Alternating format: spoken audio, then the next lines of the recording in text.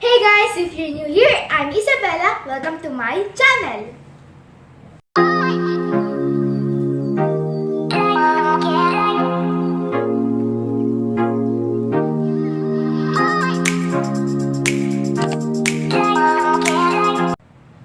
So for today's video, perfect sa summer dahil ang gagawin natin is watermelon slime. So kailangan natin ng clear glue, ng water, yung activator, yung coloring, tapos yung watermelon slice.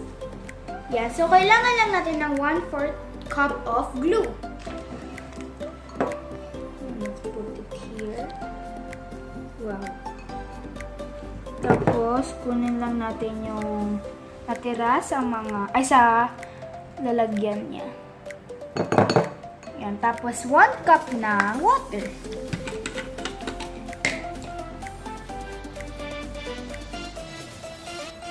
Yep. So let's just put it here. Yan. Tapos i-mix muna natin siya. Tapos mag-a-add tayo ng red coloring. And ano siya, magiging pink siya, pero mag-a-add pa ako ng medyo madami para maging red siya. Yan, naging pink. Pero okay na yan. Kasi magda-dark naman siya kapag nilagyan mo pa siya ng activator. So now, speaking of activator, maglagay na tayo ng activator.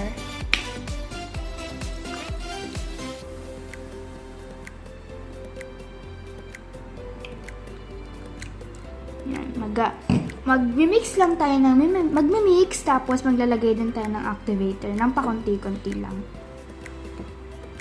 And then, ay sinasabi ko na medyo magda-dark pa siya.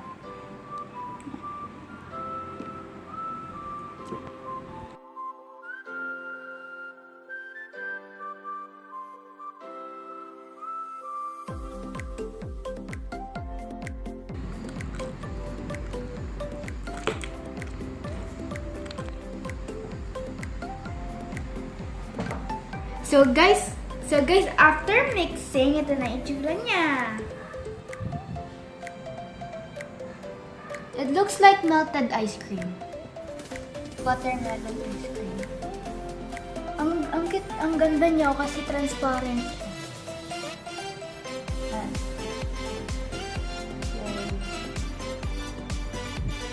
Mukha na siyang hot pink. So, ayan na yung itsura niya. And guys, look, pakinggan nyo. Maganda siya. Ang maganda dito sa water slime, ano siya, pwede mo siyang i-poke. Pero hindi siya masyadong stretchy. So now, ilalagay na natin siya sa container and magde-design na tayo.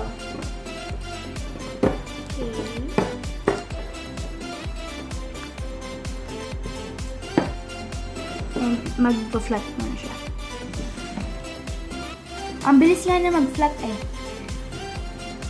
So, ayusin lang natin. Tapos, maglalagay na tayo ng watermelon slice na mukhang red pizza. Pero yeah. Okay, put it right there. Right here. Right here.